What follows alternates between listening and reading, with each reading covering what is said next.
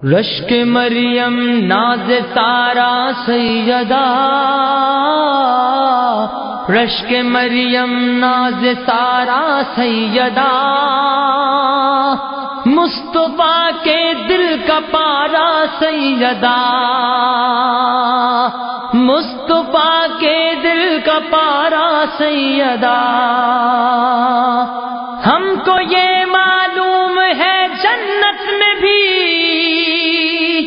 ہم کو یہ معلوم ہے جنت میں بھی، آپ ہی کا ہے اجارہ سیدہ، مصطفیٰ کے دل کا پارا سیدہ۔ رشک مریم ناز سارا سیدہ، مصطفیٰ کے دل کا پارا سیدہ۔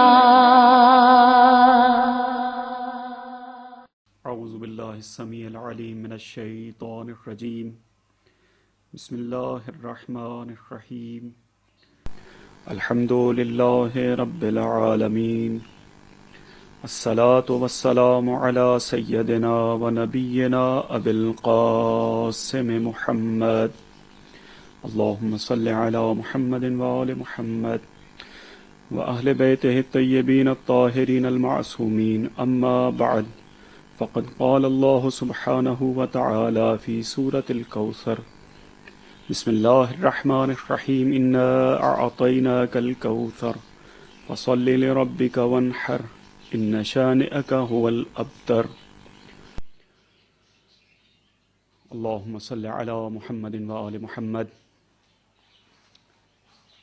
دختر گرامی رسول اکرم صلی اللہ علیہ وآلہ وسلم، بضعۃ الرسول حضرت فاطمہ کبریٰ سلام اللہ علیہا کی ولادت باسعادت کی مناسبت سے آپ تمام سامعین جو سن رہے ہیں، جو بعد میں سنیں گے، ان سب کی خدمت میں ہدیہ تبریک پیش کرتے ہیں۔ خداوند متعال کی بارگاہ میں دست بدعا ہیں کہ پروردگارا، جہاں تیری حمد و سپاس بیان کرتے ہیں اس بات پر کہ تو نے ہمیں ولایت آل محمد سے، محبت آل محمد سے بہرمند فرمایا، وہاں وہ تمام افراد، خاص طور پر ہماری اس زہرا اکیڈمی کے مسئولین، ذمہ داران اور یہ ٹیم جو جناب سیدہ کی ولادت باسعادت کی مناسبت سے ان تمام نشریات کا اہتمام کر رہی ہے، پروردگارہ ان پر اپنی رحمتیں اور برکتیں نازل فرما۔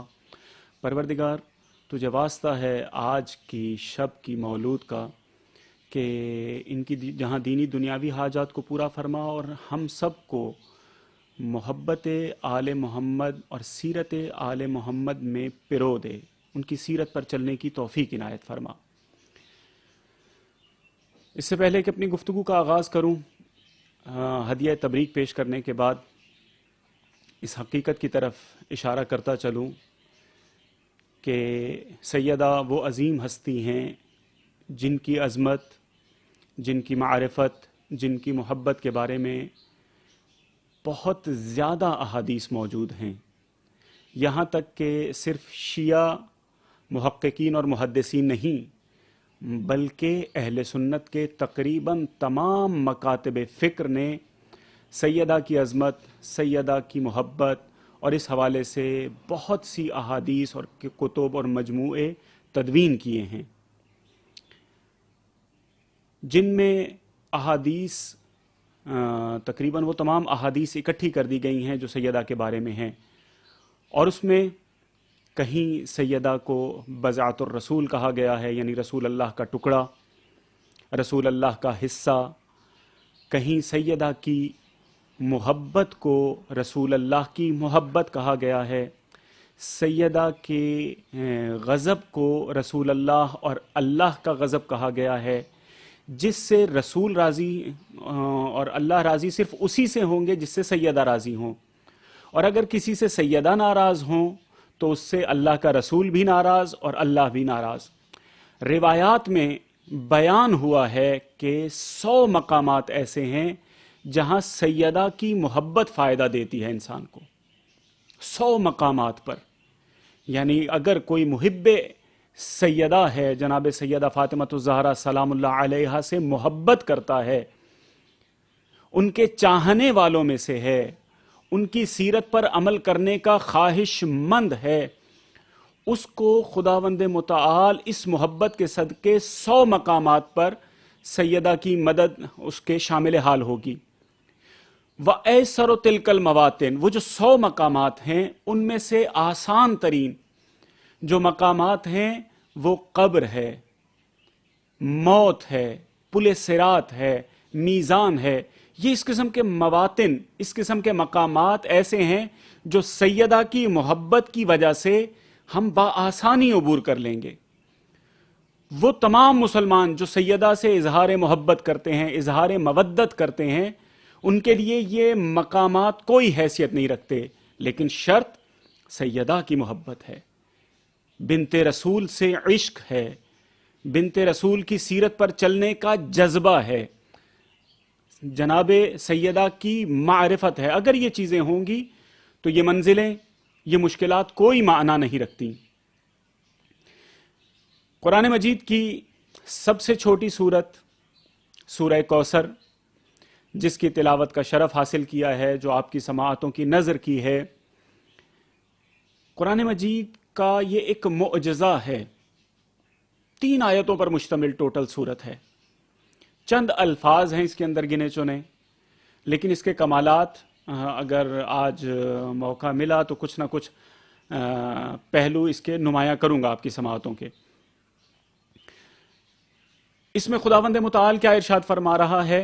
انا اعطیناک الکوثر، اے حبیب ہم نے آپ کو کوثر عطا کی، فصلی لربک وانحر، تو پس اب آپ کو اتنی بڑی نعمت ملی ہے، یہ کثرت ملی ہے، تو آپ نماز بھی پڑھیں اور قربانی بھی دیں۔ بعض روایات یا بعض محققین اور اہل لغت کہتے ہیں کہ ونحر کا مطلب ہے دونوں ہاتھ اٹھا کر اللہ تعالیٰ کا شکر ادا کریں، یہ اتنی بڑی نعمت ہے۔ ان شانئک ھو الابتر، اے حبیب یاد رکھیے جو آپ کا دشمن ہے نا، یہ ابتر ہے۔ یہ ٹوٹل 3 آیتیں ہیں اس سورت کے اندر۔ اب اگر اس سورت کے حوالے سے، قرآن مجید کی سورت کے حوالے سے، اس سے پہلے کہ میں نکات کی طرف بڑھوں، اس کا پس منظر بیان کیے دیتا ہوں کہ ہوا کیا، یہ سورہ کوثر کیوں نازل کی گئی۔ معاملہ کچھ اس طرح سے ہے کہ نبی کریم صلی اللہ علیہ وآلہ وسلم تبلیغ رسالت کے امور انجام دے رہے تھے۔ اس تبلیغ رسالت کا نتیجہ کیا نکلا کہ قریش کے وہ جو مشرکین مکہ تھے، قریش کے گھر گھر میں دعوت اسلام پہنچنا شروع ہو گئی۔ وہ قبائل یا وہ گھرانے جو رسول اللہ کے مخالف تھے، انہی گھروں کے اندر کوئی نہ کوئی فرد مسلمان ہو جاتا تھا۔ جو مخالفت کر رہے تھے انہی کے اپنے گھروں کے اندر روز بروز اسلام کی دعوت بڑھتی چلی جا رہی تھی، ان قبائل کی اہمیت ختم ہوتی چلی جا رہی تھی۔ بہت پریشان تھے سرداران قریش، مکہ کے قبائل کے سردار بہت پریشان کہ کیا کیا جائے۔ تو انہوں نے حضرت ابو طالب کے دروازے پر دستک دی۔ 3 مرتبہ حضرت ابو طالب کے پاس آئے ہیں اور بار بار مختلف تجاویز لے کر آئے ہیں، مختلف پیشکش، مختلف پیکیجز لے کر آئے ہیں کہ اے ابو طالب اپنے فرزند کو، اپنے بھتیجے کو روکو، محمد ابن عبداللہ کو روکو کہ ان کی وجہ سے ہماری وحدت ختم ہوتی چلی جا رہی ہے، ان کی وجہ سے وہ جو قبائلی عصبیت ہے، وہ جو قبائلی ایکا ہے، وہ ختم ہو رہا ہے، ہم بکھرتے چلے جا رہے ہیں۔ حضرت ابو طالب نے متعدد مرتبہ ان کو بھیج دیا۔ آخر میں ایک مرتبہ ان کے سامنے حضرت ابو طالب نے پیغمبر اکرم صلی اللہ علیہ وآلہ وسلم کی خدمت میں عرض کیا کہ بھتیجے، تمہارے خاندان والے، یہ جو قبیلے ہیں قریش والے، یہ اس قسم کا مطالبہ پیش کر رہے ہیں کہ تم دعوت سے ہاتھ اٹھا لو، تم دعوت سے باز آ جاؤ، تم اسلام کی دعوت کو نہ پھیلاؤ۔ تو اس موقع پر نبی کریم صلی اللہ علیہ وآلہ وسلم نے تاریخی جملہ ارشاد فرمایا کہ اگر میرے ایک ہاتھ پر سورج رکھ دیا جائے، ایک ہاتھ پر چاند رکھ دیا جائے، میں تب بھی اسلام کی دعوت سے نہیں رک سکتا۔ یہ ہے صورتحال۔ اس موقع پر حضرت ابو طالب نے کہا کہ جو تم مناسب سمجھو، جو تم کرنا چاہتے ہو، جو تم تبلیغ کرنا چاہتے ہو، جو تم دعوت دینا چاہتے ہو، اس کو جاری رکھو، ہم تمہارے ساتھ ہیں۔ اب اس کے نتیجے میں کیا ہے؟ قریش پریشان ہے، قریش کے سردار پریشان ہیں کہ کیا کیا جائے، کس طرح سے اس دعوت کو روکا جائے، اسلام کے اس پیغام کو کس طرح سے روکا جائے۔ کہ انہی ایام میں ایک حادثہ ہوتا ہے کہ اللہ تعالیٰ نے جو حضرت نبی کریم کو ایک فرزند دیا ہوتا ہے، اس فرزند کا انتقال ہو جاتا ہے، بیٹا اس دنیا سے رخصت ہو جاتا ہے۔ انہی ایام میں نبی کریم مسجد کے اندر داخل ہونے لگتے ہیں، مسجد الحرام۔ یہ یاد رکھیے گا کہ مسجد الحرام، خانہ کعبہ کو قریش بھی مقدس سمجھتے تھے۔ سارا دن جتنے قریشی سردار ہوا کرتے تھے، سارا دن مسجد الحرام کے اندر ڈیرا ڈالے رکھتے تھے، بیٹھے رہا کرتے تھے سارا دن، وہیں پر اپنے اشعار اور قصے کہانیاں جو کچھ ہوتا تھا وہیں پر انجام دیا کرتے تھے۔ تو نبی کریم عبادت کے لیے مسجد الحرام سے عبادت کرنے کے بعد مسجد الحرام سے باہر تشریف لا رہے تھے۔ ایسے میں ایک شخص عاص بن وائل سہمی یہ مسجد الحرام کے اندر داخل ہو رہا تھا۔ اس نے نبی کریم سے کچھ گفتگو شروع کی۔ تاریخ کے اندر گفتگو کی نوعیت معلوم نہیں ہے کہ کیا کہا، کیا باتیں کرتا رہا، لیکن کچھ دیر تک کھڑا رہا۔ قریشی سردار وہاں سے دیکھ رہے تھے کہ عاص بن وائل گفتگو کر رہا ہے محمد ابن عبداللہ نبی کریم صلی اللہ علیہ وآلہ وسلم کے ساتھ۔ تو اب جب یہ عاص گفتگو کرنے کے بعد ان کی محفل میں پہنچا ہے تو دیکھ تو سب چکے تھے کہ کس سے گفتگو ہو رہی ہے، لیکن یہ جو ایک ہمارے یہاں بھی عام طور پر روش ہے کہ اگر کسی گروہ کا مخالف،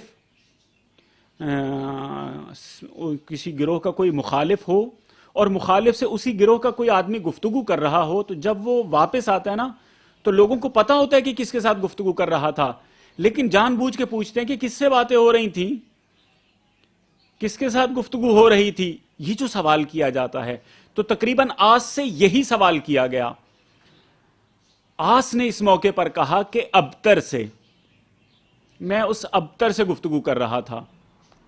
یہ لقب ان کے لیے ایک امیدوں کا چراغ تھا کہ ہم کسی طرح سے اسلام کی دعوت نہیں روک پا رہے، تو اب یہ جو شخصیت ہے یہ ابتر ہے، اس کے فرزند نہیں ہے، اس کی اولاد نہیں ہے، تو اولاد نہ ہونے کی وجہ سے اب یہ ابتر ہے، بلا عقب ہے، اس کے بعد اس کے پیغام کو، اس کی دعوت کو کوئی چلانے والا نہیں، تو یہ خوش ہو گئے۔ اس کے بعد سے یہ لقب جاری ہو گیا قریش کے درمیان، نبی کریم صلی اللہ علیہ وآلہ وسلم کو ابتر کہا جانے لگا۔ یہ وہ موقع تھا کہ اس کے جواب میں قریش نے اپنی محفل میں کہا، یا ممکن ہے عاص بن وائل نے اس ملاقات میں بھی نبی کریم کو ابتر کہہ دیا ہو، لیکن اس کے جواب میں اللہ تعالیٰ نے سورہ کوثر نازل فرمائی کہ یہ تمہیں ابتر کہہ رہے ہیں تو اس کے بدلے اب ہم تمہیں ایک چیز عطا کرتے ہیں، انا اعطیناک الکوثر، کہ ہم نے اے حبیب بے شک آپ کو کوثر عطا کر دی، فصلی لربک وانحر، پس آپ شکرانے کے طور پر نماز بھی پڑھیں، قربانی بھی دیں۔ اور یاد رکھیے ان لوگوں نے آپ کو ابتر کہا ہے، ان شانئک ھو الابتر، اے حبیب جو بھی آپ کا دشمن ہے، جو بھی آپ کا مخالف ہے، جو بھی آپ کی دعوت کے خلاف ہے، وہ ابتر ہے۔ تو معاملہ واضح ہو گیا کہ سورہ کوثر کا آغاز ابتر سے ہے، ابتر کا مسئلہ نبی کریم پر اٹھایا گیا، اچھالا گیا، اور اللہ تعالیٰ کی طرف سے جب سورہ کوثر نازل ہوئی تو اس کا اختتام بھی ابتر پر ہے۔ بس انہی دو پہلوؤں کو میں کوشش کروں گا نمایاں کر سکوں، یا کم از کم اس ایک لفظ کی کچھ نہ کچھ وضاحت ضرور آپ کی سماعتوں کی نظر کروں گا۔ یہ جو سورہ کوثر ہے اس کی اہمیت اتنی جان لیں کہ خود اس سورہ کوثر کی بناوٹ، اس کا شعری مزاج، اس کے الفاظ کا چناؤ ہے، الفاظ کی جو بناوٹ ہے وہ شعری اعتبار سے اتنی خوبصورت ہے، اتنی معجزہ آسا ہے کہ بعض روایات کے اندر ہے کہ خود اس سورت کو، سورہ کوثر کو خانہ کعبہ پہ لٹکایا گیا تو متعدد شعراء جو خانہ کعبہ پر اپنا کلام لٹکائے رہتے تھے وہ اپنا کلام اتار کر لے گئے کہ اس کے مقابلے میں ہمارے پاس کوئی چیز نہیں ہے۔ خود سورہ کوثر خود معجزہ ہے. یعنی ایک پہلو جو سورت سیدہ کی شان میں نازل ہوئی ہے وہ اپنی جگہ ایک پورا معجزہ ہے. سورہ کوثر کی اس اہمیت کو پیش نظر رکھتے ہوئے یہاں پر اب مسلمانوں کے لیے، علماء کے لیے، محققین کے لیے، محدثین کے لیے، وہ کسی بھی مسلک سے تعلق رکھتے ہوں، یہ جو اللہ تعالیٰ نے عطا کیا ہے، جو چیز عطا کی ہے وہ ہے کوثر. اب تمام محققین و محدثین و مفسرین و جتنی بھی شخصیات ہیں ان کے درمیان ایک اختلاف کا سا سما ہے کہ کوثر سے کیا مراد ہے، کوثر کسے کہتے ہیں. مسلمانوں نے 26 اقوال بیان کیے. علامہ طباطبائی نے ان 26 اقوال کی طرف اشارہ کیا ہے. 26 اقوال کہ کوثر یہ چیز ہے. کوثر مثلا جنت کی نہروں میں سے ایک نہر ہے. کوثر علماء امت ہیں.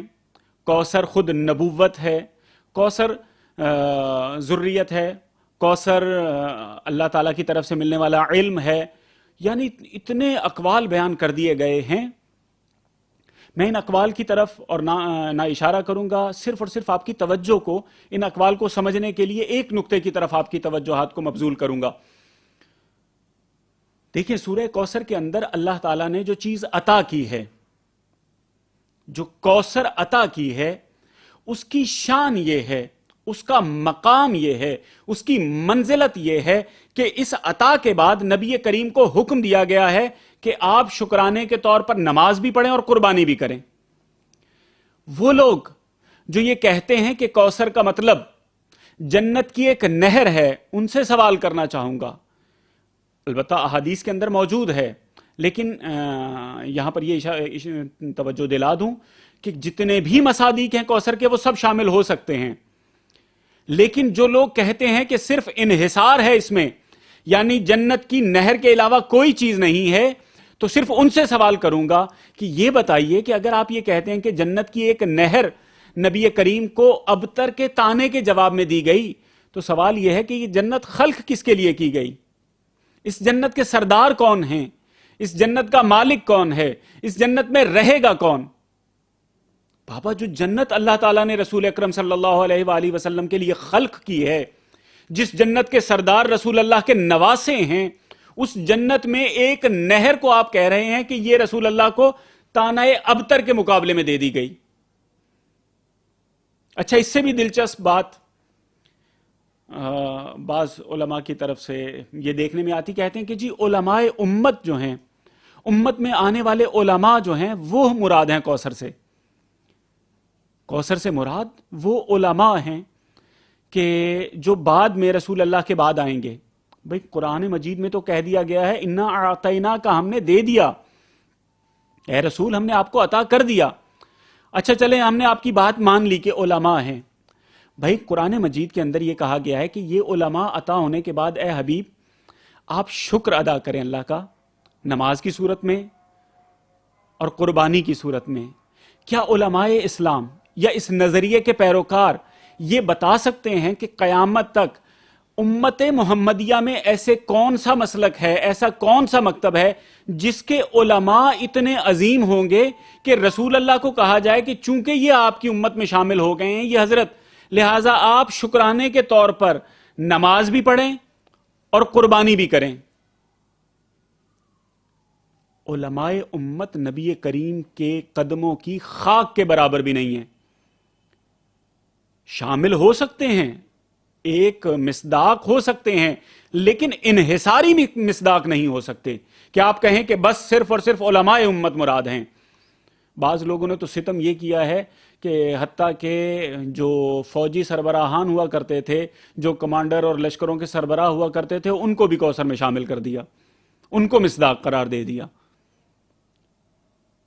ہم اس سے پہلے کہ کوثر کے مصادیق کی بحث میں مبتلا ہی نہیں ہونا، خود قرآن مجید کی یہ سورت ایک معجزہ ہے، خود اس کے اندر بیان کیا گیا ہے. میں بالکل سادہ طریقے سے ایک طالب علم کے طریقے سے آپ کی توجہات کو اس نقطے کی طرف متوجہ کروں گا کہ جس کے ذریعے سے آپ خود تشخیص دے سکیں گے. بھائی یہ جو تانہ ابتر ہے، جو پس منظر ہے سورہ کوثر کا، جس کے ذریعے سے سورہ کوثر، جس کی وجہ سے سورہ کوثر نازل ہوئی، اس میں خود مشرکین کیا چاہ رہے ہیں؟ مشرکین ابتر سے کیا مراد لے رہے ہیں؟ پس جو مشرکین مراد لے رہے ہیں اس کے مقابلے میں اللہ اس سے بڑھ کر کچھ دے گا، اور جو چیزیں مشرکین نے رسول اللہ کے لیے تصور کی تھیں ان شان اکا حول ابتر کے تحت، وہ تمام مشرکین اس میں شامل ہو جائیں گے۔ توجہ کیجئے گا، بڑے اہم نقطے کی طرف آپ کو لے کر جا رہا ہوں کہ ابتر کی بنیاد پر رسول اکرم صلی اللہ علیہ وآلہ وسلم کو، اس تانے کی بنیاد پر رسول اللہ کو کوثر کے باب میں، کوثر کی بنیاد پر کیا چیزیں ملنی چاہیے؟ وہ چیزیں ملنی چاہیے جو ابتر سے بہتر ہوں، ابتر کے تانے کے جواب میں ہوں، اور ان دشمنوں کو وہی ملے گا، کم از کم وہی ملے گا جو یہ رسول اللہ کے لیے چاہتے تھے۔ ابتر کسے کہتے ہیں؟ بس یہاں تک میں آپ کی سماعتوں کو لے آیا۔ انتہائی مختصر وقت میں کوشش کروں گا کہ صرف ابتر کے ان چند پہلوؤں کو آپ کے سامنے نمایاں کر سکوں۔ ابتر کسے کہتے ہیں؟ مشرکین نے ابتر رسول اللہ کو کیوں کہا؟ ابتر کہنے کی بنیادی وجہ، اگر میں ان تمام معانی کو سمیٹ دوں چند لفظوں میں، تو میں یہ کہوں گا کہ ابتر سے ان کی مراد، ان کی خواہش کیا تھی؟ منقطع النسل ہو، یعنی رسول اللہ منقطع النسل، چونکہ بیٹا مر چکا ہے، اس کے بعد رسول اللہ کی نسل ختم ہو گئی۔ جب نسل ختم ہو جائے گی تو دین بھی ختم، سب تمام معاملہ، دعوت ختم، اور رسول اللہ کا پیغام ختم۔ منقطع النسل مراد لے رہے ہیں۔ مشرکین خوش ہیں کہ بیٹا مر گیا ہے، بیٹا اس دنیا سے رخصت ہو گیا ہے، تو اب چونکہ رسول اللہ کے اولاد نہیں رہی، بیٹے نہیں رہے، تو لہٰذا دین بھی اور دعوت بھی اور اسلام بھی سب ختم ہو جائے گا۔ یہ پہلی مراد ہے۔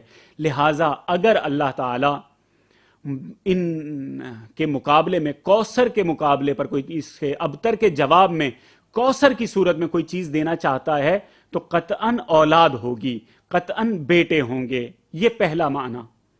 دوسری چیز کیا مراد لے رہے ہیں؟ منقطع الذکر۔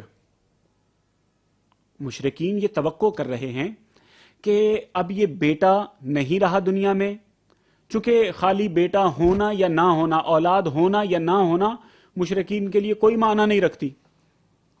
ممکن ہے اولاد عبد المطلب میں مختلف افراد کے یہاں اولاد نہ ہوئی ہو، مشرکین کی صحت پہ کوئی اثر نہیں پڑتا۔ رسول اللہ کے یہاں اولاد نہ ہونے کا یا رسول اللہ کے بیٹا نہ ہونے کا فائدہ کیا ہے؟ وہ کہتے ہیں کہ ان کا ذکر ختم ہو جائے گا۔ تو ابتر سے ان کی خواہش، ان کی مراد منقطع الذکر ہے کہ اس کا ذکر ختم ہو جائے گا، محمد ابن عبداللہ کا ذکر ختم ہو جائے گا۔ منقطع النسل، منقطع الذکر۔ تیسرا مسئلہ جس کی طرف مشرکین چاہ رہے ہیں، منقطع الخیر۔ خیر کا جو سلسلہ ہے، جو اچھائیوں کا سلسلہ ہے، یہ عربوں کے یہاں رائج تھا کہ اپنے خاندان میں خیر اور نیکیاں اور وہ جو ان کے نزدیک خیر تھی اس کو جاری رکھے۔ بس اللہ تعالیٰ منقطع الخیر، یہ جو ابتر کا تانا دے رہے ہیں اور ابتر سے یہ مراد لے رہے ہیں، اس کے مقابلے میں کوثر کی صورت میں کچھ ایسا عطا کرے گا جو منقطع الخیر نہیں ہوگا۔ اور چوتھی چیز، چوتھا معنی ابتر کا جو مشرکین کے پیش نظر ہو سکتا ہے ممکنہ طور پر، جو ان کے پیش نظر تھا بعض محققین کے نزدیک، وہ ہے منقطع عن نیل القصود۔ وہ جو مقصد ہے رسول اللہ کا وہ مکمل نہیں ہوگا۔ بس چار معنی عام طور پر ہم پیش نظر رکھ سکتے ہیں۔ تو ان چار معنی کے مقابلے میں کوثر کا مطلب یہ ہوگا کہ کوثر فرزندان پر مشتمل کوئی ایسی افراد ہوں گے، بیٹوں پر مشتمل، جو نبی کے بیٹے ہوں۔ اور یہ ایک حقیقت ہے کہ سیدہ کی شکل میں اللہ تعالیٰ نے نسب کو آگے بڑھایا۔ اور کوئی کہہ سکتا ہے کہ اگر سیدہ کے ذریعے سے بڑھایا تو بیٹے تو نہ ہوئے؟ بیٹے کہاں ہیں؟ نبی کے بیٹے کہاں ہیں؟ تو نبی کے بیٹے اگر سمجھنا چاہتے ہیں کوثر کا ایک معنی علماء نے یہ بیان کیا ہے کہ ایک ایسی شخصیت، ایک ایسی چیز کہ جو باعث کثرت ہو، یعنی جس کے بعد، جس کے ذریعے سے جو سرچشمہ کثرت ہو، جس کے بعد کثرت کا سلسلہ شروع ہو۔ تو نبی کے بیٹے کہاں ہیں؟ نبی کے بیٹے قرآن مجید نے فیصلہ کر دیا ہے۔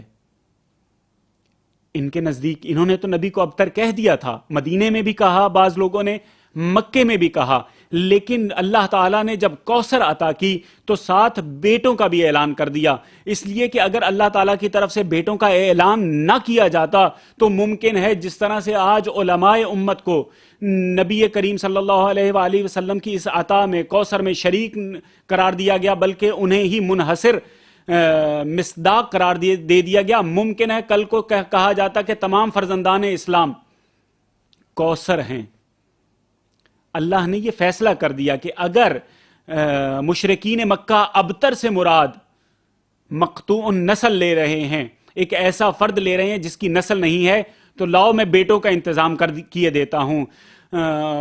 قرآن مجید کے اندر جب سورہ آیہ مباہلہ کا تذکرہ ہوتا ہے، فَقُلْ تَعَالُوا نَدْعُ أَبْنَاءَنَا وَأَبْنَاءَكُمْ وَنِسَاءَنَا وَنِسَاءَكُمْ وَأَنفُسَنَا وَأَنفُسَكُمْ ثُمَّ نَبْتَهِلْ فَنَجْعَلْ لَعْنَةَ اللَّهِ عَلَى الْكَاذِبِينَ۔ یہاں پر نبی کریم صلی اللہ علیہ وآلہ وسلم نے جناب حسنین کو، حضرت فاطمہ زہرا سلام اللہ علیہا کے دونوں بیٹوں کو اپنا بیٹا قرار دے کر بتایا ہے کہ وہ جو کوثر عطا ہوا ہے، وہ جو کوثر اللہ تعالیٰ کی طرف سے ابتر کے مقابلے میں عطا ہوا ہے، وہ فاطمہ اور حسنین ہیں، مقطوع نسل کے مقابلے میں۔ اور یہ ایک ایسا بہترین اور خوبصورت ترین مصداق ہے کہ جس کا کوئی انکار نہیں کر سکتا۔ اور دلچسپ بات یہ ہے کہ یہ سب سے اعلیٰ مصداق ہے۔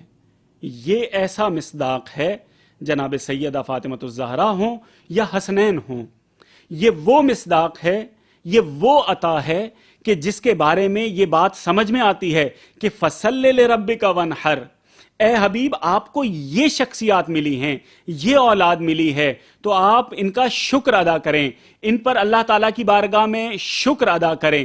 تو ہم یہ دیکھتے ہیں کہ نبی کریم ہمیشہ شکرانے کے طور پر جیسے ہی سیدہ محفل نبوی میں داخل ہوتی ہیں تو نبی اپنی جگہ سے کھڑے ہو جاتے ہیں۔ یہ وہ شکر کی ایک منزل ہے کہ خدا کا شکر ادا کرتے ہیں سیدہ کے وجود پر نبی کریم صلی اللہ علیہ وآلہ وسلم۔ امام حسنین سے بھی ایسی محبت ہے کہ حسنین اگر مسجد میں داخل ہو جائیں تو اپنی جگہ سے اٹھ جاتے ہیں، ممبر سے اتر کر آ جاتے ہیں تاکہ حسنین کو گود میں بٹھا سکیں۔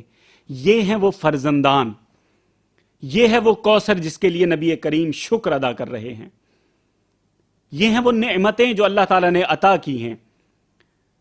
ہاں، اس کے بعد ایک مرحلے پر وہ تمام ذریت رسول، وہ تمام ہستیاں، وہ تمام سادات، وہ بھی کوثر کا مصداق ہیں، لیکن اصل مصداق، حقیقی مصداق اہل بیت ہیں۔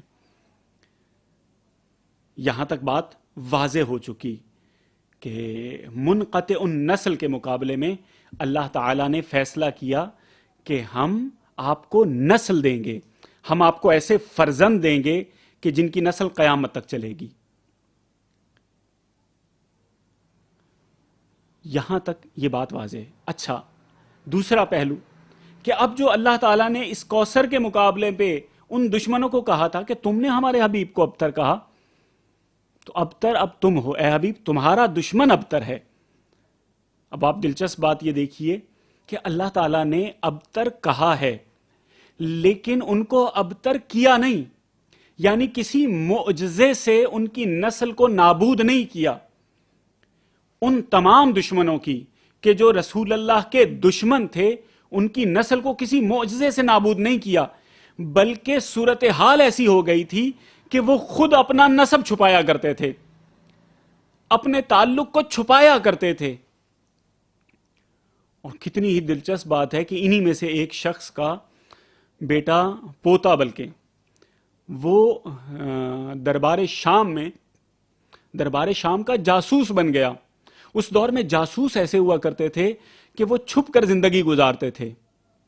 انہی میں سے ایک کی اولاد، انہی دشمنان رسول میں سے ایک کی اولاد جاسوس بن گئی، اور حضرت حجر ابن ادئی کے حوالے سے ان کی شہادت کے اندر بھی اس نے بنیادی کردار ادا کیا. اور اس آیت سے یہ تمام لوگ بہت زیادہ چڑا کرتے تھے، ناپسند کیا کرتے تھے، ان شانئک ھو الابتر. اور کچھ ہی عرصہ گزرنے کے بعد آپ دیکھ سکتے ہیں کہ یہ لوگ مٹ گئے. ان لوگوں نے اپنا نسب چھپا لیا، لوگ اپنا تعلق ان کے ساتھ برقرار نہیں کرتے تھے. وہ جو رسول اللہ کو کہا گیا تھا کہ ان شانئک ھو الابتر، انہوں نے یہ کہا تھا نا کہ آپ کے بیٹے نہیں رہے تو اب آپ ابتر ہیں، مقطوع النسل ہیں. اے حبیب دیکھ لیجئے کہ ان کے اگر بیٹے ہوں گے بھی، اگر ان کی نسل چلے گی بھی، تو وہ اس قابل نہیں رہے گی کہ اپنا تعلق جوڑ سکیں. اور یہ ایک ایسی حقیقت ہے، اگر دشمن پہچاننا چاہتے ہیں آپ تاریخ میں رسول اللہ کے، اس لیے کہ جو بھی نسل رسول کی ان شانئک ھو الابتر، جو بھی سیدہ کی اس اعلیٰ نسل کو قبول نہ کرے یا ان کی نسبت کا انکار کرے، وہ سمجھ جائیے گا کہ دشمن رسول کے دائرے میں آ گیا. کتنے ہی عباسی خلیفہ ہیں جو یہ کوشش کیا کرتے تھے کہ آل فاطمہ یعنی سیدہ کی اولاد کو، اہل بیت کو آل فاطمہ یا آل رسول کہنے کے بجائے آل علی کہیں، علوی کہیں. کیوں کہتے تھے؟ اس لیے کہ وہ یہ چاہتے تھے کہ کسی طرح سے رسول اللہ سے ان کا نسب ختم کر دیا جائے. کتنے ہی واقعات ہیں کہ معصوم کی خدمت میں کہا گیا، یا خود روضہ رسول کے اوپر ایک عباسی خلیفہ نے آ کر بہت اپنے حق کو جتانے کے لیے، اپنے آپ کو بہت بڑا آدمی ظاہر کرنے کے لیے عرب کے دستور کے مطابق جا کر روضہ رسول پر کھڑا ہو کر کہنے لگا، السلام علیک یا ابن عم، اے میرے چچا زاد بھائی آپ پر سلام ہو. یہ اپنی طرف سے اس نے اپنی رشتہ داری جتائی ہے رسول اللہ سے کہ میں رسول اللہ کے چچا کا بیٹا ہوں. یا ابن عم، اے میرے چچا زاد بھائی. ایسے موقع پر ہمارے 7ویں امام آگے بڑھتے ہیں اور کہتے ہیں السلام علیک یا ابتا، اے بابا آپ پر سلام ہو. یہ اتنی ناگوار گزری، یہ اتنی بری لگی یہ حرکت اس خلیفہ کو کہ محفل میں بلا لیا، دربار میں طلب کر لیا اور کہنے لگا کہ یہ بتائیں کہ آپ لوگ اپنے آپ کو اولاد فاطمہ کس خوشی میں کہتے ہیں؟ نسب تو باپ سے چلتا ہے، آپ اپنے آپ کو اولاد رسول کس خوشی میں کہتے ہیں؟ تو امام نے بڑا خوبصورت جواب دیا. امام نے کہا کہ اچھا، تھوڑی گفتگو کے بعد امام نے پوچھا کہ اچھا یہ بتاؤ کہ اگر نبی کریم صلی اللہ علیہ وآلہ وسلم زندہ ہو کر اب تشریف لے آئیں اور وہ تم سے کہیں کہ اپنی بیٹی کا رشتہ مجھ سے کر دو، تو کیا تم انکار کرو گے؟ کہنے لگا کہ یہ تو میری دنیا اور آخرت کی سعادت ہوگی کہ رسول اکرم صلی اللہ علیہ وآلہ وسلم اگر دنیا میں واپس آ جائیں اور مجھ سے میری بیٹی کا ہاتھ مانگیں تو یہ میرے خاندان کے لیے اس سے بڑھ کر کوئی شرف نہیں ہے، اس سے بڑھ کر کوئی بلندی نہیں ہے، اس سے بڑھ کر کوئی منزلت نہیں ہے کہ میں رسول اللہ کے ساتھ اس طرح سے رشتہ داری میں آ جاؤں. تو امام فرماتے ہیں کہ ہاں تم سے رشتہ مانگ سکتے ہیں، مجھ سے رسول اللہ رشتہ نہیں مانگ سکتے، اس لیے کہ میں اولاد ہوں. کوششیں بہت کی گئیں. آج جو گھر گھر در در گلی گلی ہر شہر کے اندر آپ کو سادات نظر آ رہے ہیں، یہ اسی منقطع النسل کرنا چاہتے تھے. وہ رسول اللہ کو خوش تھے اس بات پر، لیکن اللہ تعالیٰ کا وعدہ کبھی بھی جھوٹا نہیں ہو سکتا. اللہ تعالیٰ نے اپنے وعدے کو مکمل کیا. 3 معانی اور ہیں جو قریش ابتر کے حوالے سے رسول اللہ کے سلسلے میں چاہتے تھے. یعنی کیوں کہتے تھے رسول اللہ کو ابتر؟ مقطوع النسل کے حوالے سے میں نے عرض کر دیا، مقطوع الخیر، مقطوع الذکر، مقطوع القصد، یعنی منقطع القصد، اب ارادے پورے نہیں ہو سکتے. مقطوع الذکر کے حوالے سے صرف ایک بات عرض کروں گا، چونکہ ہمارے پاس تقریباً ہمارا گفتگو کا ٹائم اپنے اختتام کو پہنچ چکا ہے. صرف ایک بات عرض کروں گا، مقطوع الذکر کیا چاہتے تھے؟ وہ یہ چاہتے تھے کہ رسول اللہ کا ذکر ختم ہو جائے. اب اللہ نے جو وعدہ کیا کہ ہم تمہیں کوثر عطا کر رہے ہیں، یعنی ہم آپ کا ذکر رکھیں گے، آپ کا ذکر ہوگا. بس میں صرف اس بات کی طرف اشارہ کروں گا کہ آپ تاریخ بشریت کی تمام شخصیات اٹھا کر دیکھ لیں، پوری تاریخ بشریت اٹھا کر دیکھ لیں، کائنات کے اندر کوئی گھرانہ ایسا نہیں ملے گا، کوئی شخصیت ایسی نہیں ملے گی کہ جس کا ذکر ہر سال ہوتا ہو. یہ صرف خاندان اہل بیت ہے. خود آج کی مجلس، یہ خود آج کا میلاد اور آج کی محفل اس بات کی علامت ہے کہ اللہ نے جو کوثر عطا کی تھی اس ابتر کے مقابلے میں انہوں نے کیا کہا تھا؟ منقطع الذکر. لیکن آج جب ہم اس سیدہ کی، اس جناب فاطمہ الزہرا سلام اللہ علیہا کا ذکر کر رہے ہیں تو یہ اسی منقطع الذکر کے مقابلے میں کوثر ہے. وہ یہ چاہتے تھے نا کہ ذکر نہ ہو. ہم ہر سال ذکر کرتے ہیں، ہم ایام فاطمیہ اولا و فاطمیہ ثانیہ مناتے ہیں، ہم ایام عزا مناتے ہیں، ہم اہل بیت کے ہر یوم کو مناتے ہیں. تو یہ خود اس ذکر کا زندہ رہنا اس معجزے کی دلیل ہے کہ یہ کوثر کا مصداق ہے. پس وہ لوگ یاد رکھیں جو اس ذکر کی، میں اپنے تمام مسلمان بھائیوں سے گزارش کروں گا کہ توجہ کریں کہ یہ جو ذکر اہل بیت کا زندہ ہے، یہ جو گلی گلی گھر گھر امام بارگاہ مسجد کے اندر ذکر اہل بیت ہو رہا ہے، یہ جو سیدہ فاطمہ الزہرا سلام اللہ علیہا کا بنت رسول کا تذکرہ ہو رہا ہے، یہ اللہ کا وعدہ ہے. اللہ کا ایسا وعدہ ہے جو ابتر کے مقابلے میں اللہ نے دیا ہے. اب اگر کوئی شخص یہ چاہے گا کہ اس ذکر کو روک دیا جائے، اگر کسی کی طبیعت پر یہ ذکر ناگوار گزرے گا، اگر اس ذکر کو سن کر کسی کی طبیعت بوجھل ہوگی تو اسے چاہیے کہ فوراً اپنا جائزہ لے. اس لیے کہ قرآن مجید کی نص ہے، قرآن مجید میں صراحت کے ساتھ بیان کر دیا گیا ہے ان شانئک ھو الابتر، کہ اے حبیب جو اس کوثر کے مقابلے میں ہوگا، اس عطائے پروردگار کے مقابلے میں ہوگا، اس ذکر کے مقابلے میں ہوگا، وہ تیرے دشمنوں کی صف میں جا کر کھڑا ہو جائے گا. تو میں توجہ دلاؤں گا اپنے تمام مسلمان بھائیوں کو اس حقیقت کی طرف کہ اگر سیدہ کا ذکر ہو رہا ہو، اگر جناب فاطمہ الزہرا سلام اللہ علیہا کا ذکر ہو رہا ہو تو اس میں شرکت کیا کیجئے.